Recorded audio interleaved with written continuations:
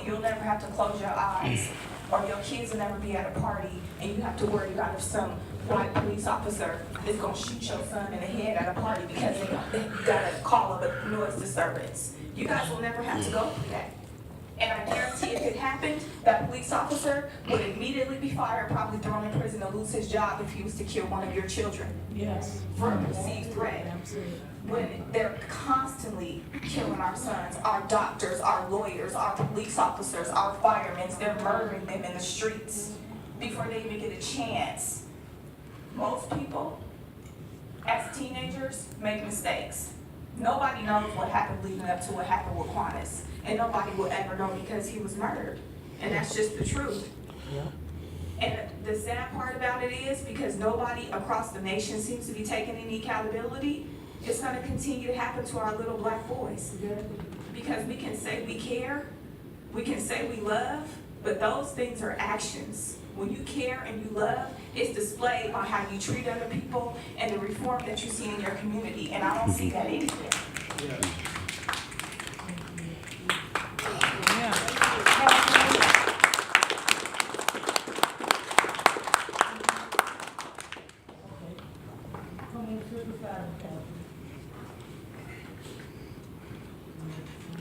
Uncle Juan Blackman. Juan is his uncle, favorite uncle. I was just sitting there thinking, I wasn't gonna say nothing, but a lot of things came across my mind. And I know when I drive, I get off work at 1 o'clock in the morning. And I drive home, I live in Milwaukee. And I get so nervous about getting pulled over for no reason, because it happened to me plenty of times. They see me, make the U-turn, follow me miles, and then decide to pull me over once they feel that I'm at my destination. He's home, he can go free or whatever. But they follow me because I was racially profiled. Now, when they stop me and they question me, ask me what am I doing, which has nothing to do with a traffic stop. Nothing. What she should come to me is like, if he stop you, he'll ask you for your license and insurance. You'll ask him, what did I do wrong? He'll tell you. I asked him, what did I do wrong? He never tells me nothing. He never gives me a ticket or nothing. Just wanted to see what I was doing, because I was a black man at the wrong time of night. And they see me as a gang member because I'm young, black, see our black teenagers as a gang member, when your police officers are the real gang members. When I get home, I like to sit down and watch the crime shows, not the fake ones like CSI. I watch the real stuff, Forensic File, Cold Case, First 48. And it's always two outcomes: life without, or the death penalty. I've never seen it happen to a cop. Ever. Never happened. My meter's right now, so that's all I can say. Thank you.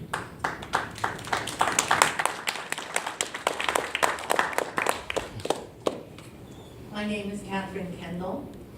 I am a retired college professor, and I'd like to begin, as I always do. I'd like to know, by a show of hands, on your honor, how many of you have read The New Jim Crow by Michelle Alexander? Y'all have not done your homework. Not one of you has read this book. Wow. I am astonished. This book is a history of how we got to be how we are. I would like to donate this book to you directly, Ted Wheeler. I would like you to do your homework. Please don't.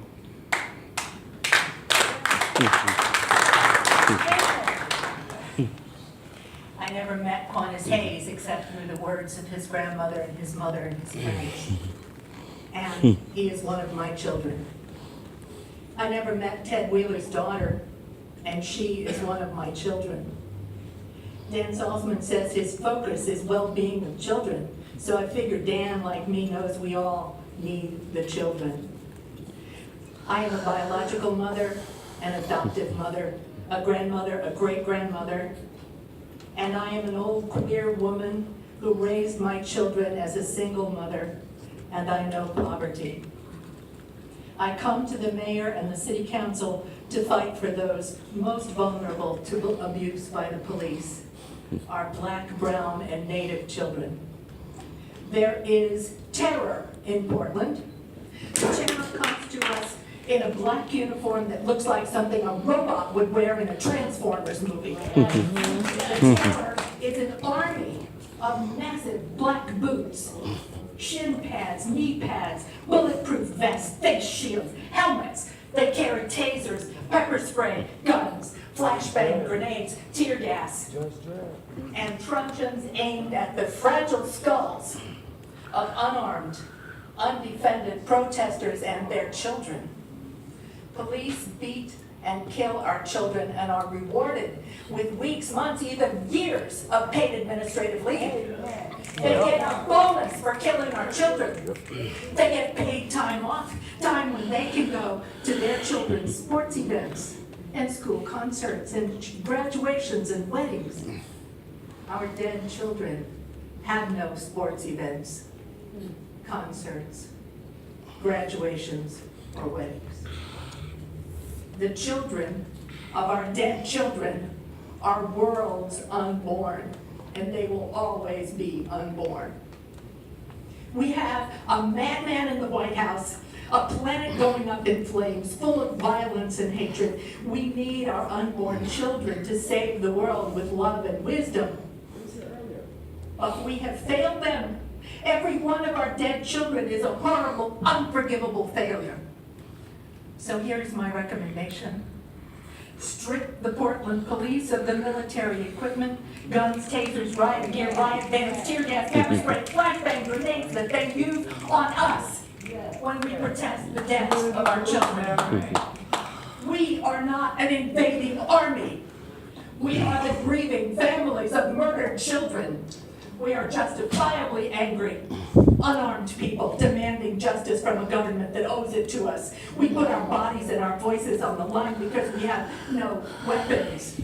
And you meet us with militarized police. Tell the police not to terrorize our black children and our anarchist children. Not even at their schoolhouse. Tell them they are the violence in this society. If you cannot control the police, then please give the bulletproof vests and shin guards, the helmets and shields to our children.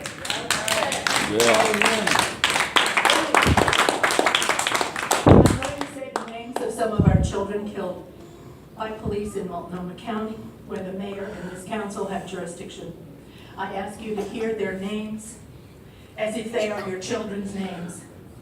And when I say their ages, be aware they will never grow any older. Casualties of a hard knock life. Terrell Johnson, 24, 2 weeks ago.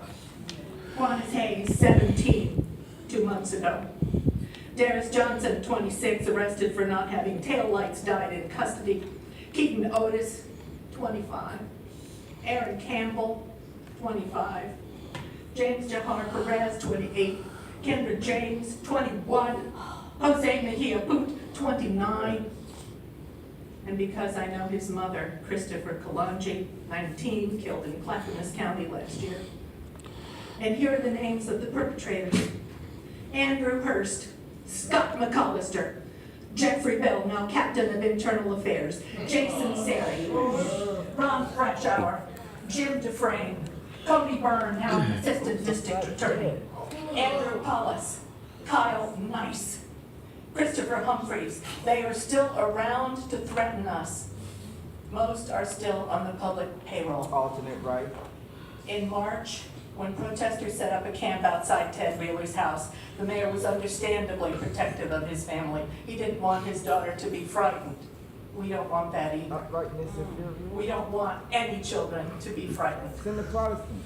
Pete Simpson said, speaking to the protesters, if you threaten someone and cause fear, charges of menacing, stalking, or harassment could be laid against you. I say to Ted Wheeler and Pete Simpson, if you allow the police to threaten our children and cause fear, if you menace our children, stalk our children, harass our children, You plant the seeds of violence. If you kill our children, their blood and our grief is on your hands to the end of days. I hope the police commissioner sees every death at the hands of the police as the complete failure it is. Y'all need a new police chief. Kendall.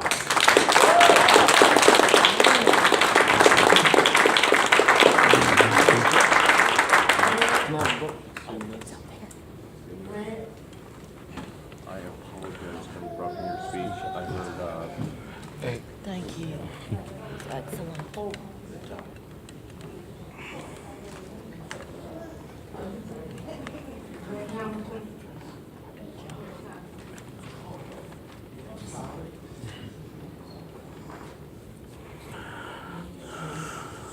I'll be quick.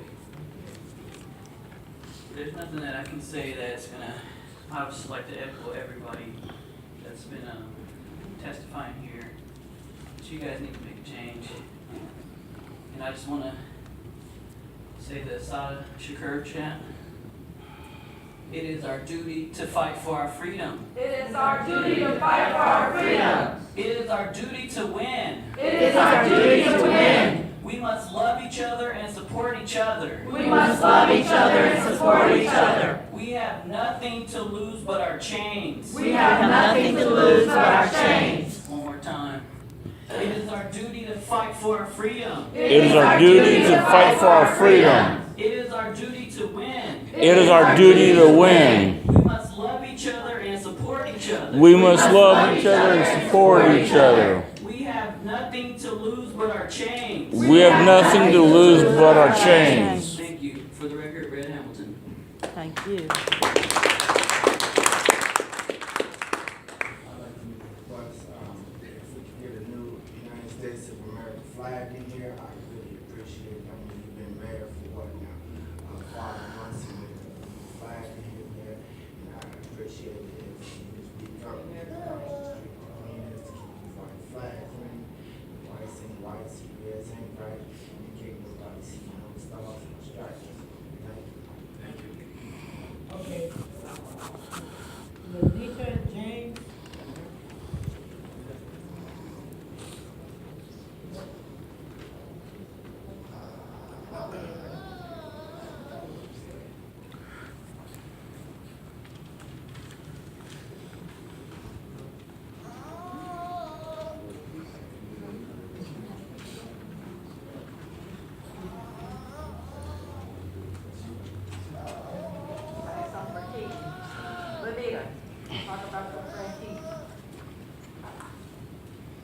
So, I know these guys from church, obviously a lot of us white people live in the same areas and whatnot, but,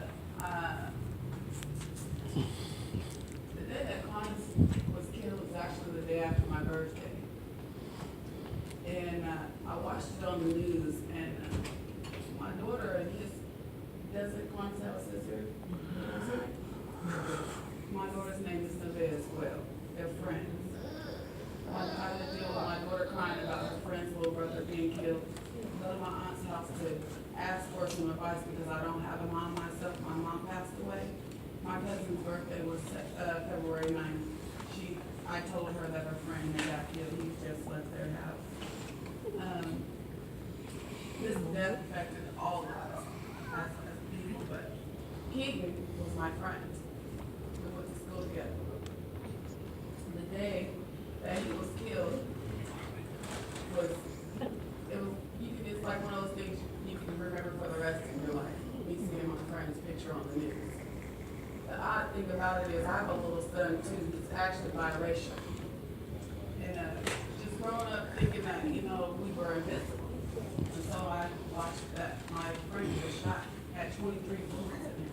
They were pulling bullets out of his underwear. His dad went every day, but every month, to the site where his son was murdered at and died from a broken heart because he had no answers. 3 years after his son died, he died from a heart attack, a broken heart. As a parent, could you imagine how that feels? Keegan never had no gun. I don't know, correct me if I'm wrong, if they ever produced the weapon, but he didn't have a gun. as a parent, not as a white person and a black person, as a parent, it's our duty to make sure that the rest of our children's lives where they're protected. They don't have to drive down the street and not be able to put their hoodie on because they are cold. Because that was his crime, having a hoodie on, driving down the street by looks in a nice newer car that his mom bought and let her son use. I'm pretty sure when your daughter is of age to drive, you're gonna give her the keys to your vehicle. She's not gonna, you would want to, you're gonna teach her how to drive, right? So you would want to think that your child's gonna come home safe in your vehicle, and his mom didn't get that opportunity. I'm seeing that I might not get that opportunity with my son or my daughters. And it's time, like, you guys stepped up and made that change. Like, I was here on October 12th when we got beat up and kicked out of City Hall. I kind of just blended in with the media because I didn't want to get beat up and kicked out of City Hall. Like, we're getting accosted and abused and beat up for saying we matter too. We're not saying y'all don't matter. We're saying we matter too. We've watched so many of our friends and families and relatives go down this, the school to prison pipeline. My brother's getting out, he's got 84 days on a 15-year hit because the DA thought it was a funny thing to make him sit in the county for 3 years before sending him to trial so he could catch the Measure 11 charge after Measure 11 took effect. We got 5 minutes left.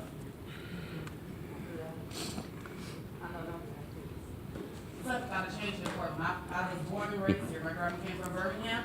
She lived out in what was that? After the flood happened? Newport. Yeah, Airport. We've been here. But we don't get respect like you guys get. We get kicked out and told to shut up and not, I was just talking to the officers where a white man was told he could call us B-words and whatever he wanted because he had First Amendment right to speak, but we had to shut up. We had to relocate. I'm out. Irene Torres. I'm Irene Kalonji, the mother of Christopher Kalonji. I'm here to testify police violence in my family life. 16 years ago, we came to USA looking for better life for our family. It was myself, my husband, and 2 boys. We came to USA believe that this country give us freedom and protection for our children from racism and violation. Children grew up. And nightmares start when my youngest son, Christopher, went to this Portland City on October 21, 2015. He gets stopped by cops because he looks suspicious for them. Big afro and clothes with hoodie. They want him show his ID, but at the same time they did not represent themselves. My son tells them they were not doing right, and they don't have reason to stop him. I knew my rights, he said. That makes them mad. They illegally arrest him, beat him in the head. As a result, he has PTSD. On January 28, 2016, Christopher has appointed court date for this previous event. He was scared to go, and as a result, he has a mental breakdown. 911 was called for help. This time, Clackamas County Sheriff responded. Come and marry my son, sitting on the window without clothes. Let him bleed to death in his room for 4.5 hours. They destroy our apartment, they marry my son, they destroy our family lives, and they get justified in their action. Protect and serve their mission. And as a mother, I want to know who they protect, who they serve. Police continue to destroy our lives. Thousands young people taken from us every year. And we are Mother for Justice, demanding police reform and indiction for murder cops. Murder cannot be justified in any forms. And I'm speaking for all this Mazen. And today, I'm Christopher Kalonji. I'm Bodie Phelps. I'm Quanice Hayes. I'm Daryl Johnson. I'm Chase Thompson. I'm Chase Hammond. Thank you.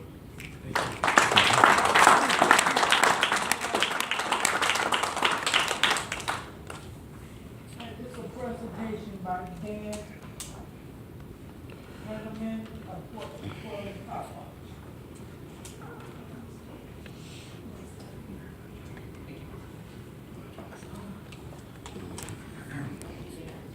Good afternoon, Mayor and members of City Council. I'm Dan Handelman from Portland Cop Watch. I wrote up some information about Portland police shootings in the Black community for the anniversary celebration of Keith Otis's life on May 12, 7 years to the day since Otis's death. Cop Watch has supported countless families who've lost their loved ones, and we're here today to support the family of Quanice Hayes, and I'm honored to be here. Thank you. Quanice was the first African-American killed by PPD gunfire since Keith Otis. In the interim, there were the death in custody of Darius Johnson, the shootings and woundings of Juwan Blackman and Dolores McClendon, the missed bullet fired at Kevin Moffitt. Terrell Johnson, shot and killed May 10, has been described as being of African-American heritage. Quanice was 17 and on his knees when officers thought he was going for a weapon, even though they had their sniper rifle pointed at him, and thus had the advantage, even if he truly was armed. Johnson was 24 and houseless and perhaps living with mental illness. He allegedly displayed a utility knife and was killed. Over 10 years, the Portland police have shot or shot at 37 people and killed 22. 9 of the 37 were African American, or 24% in a city that's 6% black. 5 of those who died were African Americans, or 23%. Including Darius Johnson's death in custody, that means of 38 deadly force incidents, 26% of the subjects and 26% of those who died were African American.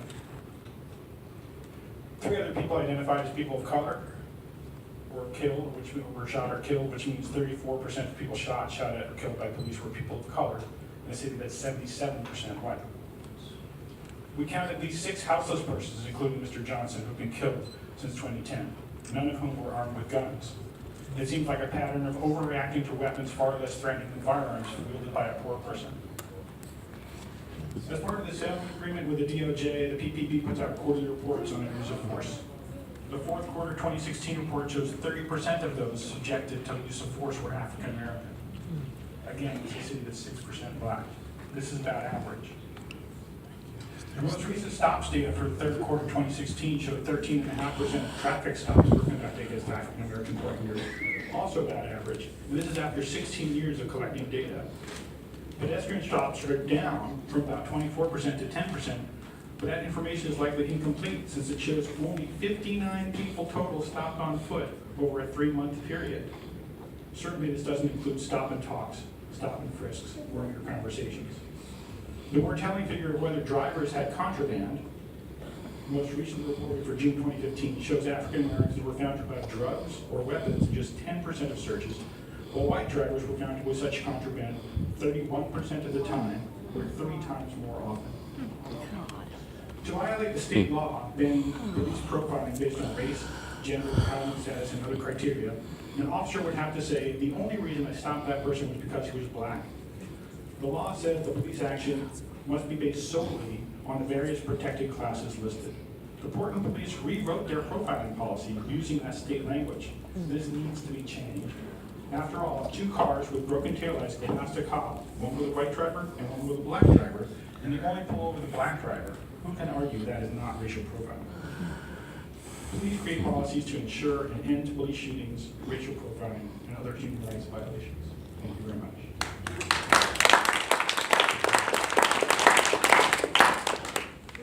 Thank you all for the time, and I hope we can all work together to make some changes. Because without changes, this city will not stand. You see right now, black people, white people,